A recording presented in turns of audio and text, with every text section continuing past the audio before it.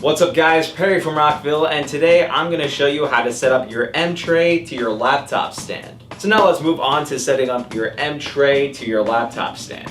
So to do that, you're going to loosen up the knob here to open up the clamp for the tray. You can check to make sure along the way that you have enough room for the clamp to fit onto the stand, and if not, you can just loosen up the knob even further. So once you have the clamp opened up, you're just going to line it up to the part of the stand that you want it attached to. If you want to fit it onto a thicker part of your stand, you can line up the clamp to that part.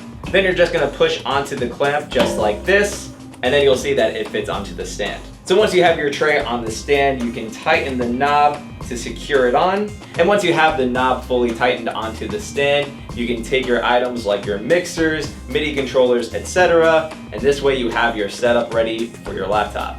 And to take the tray off of the stand, you're going to loosen the knob here to reopen the clamp. If you had the tray onto the thicker part of your stand, you can just push on the clamp, and now your tray is completely off. Now, if you wanted to fit the tray onto a thinner part of your stand, you're just going to follow the same exact steps, except there won't be any force needed to fit the tray onto the stand. So hopefully this showed you guys how easy it is to set up your M-tray to your laptop stand. But of course, if you have any questions, comments, or concerns, feel free to reach out to our customer support team through phone or email. As always, I'm Perry from Rockville, and we'll see you guys next time.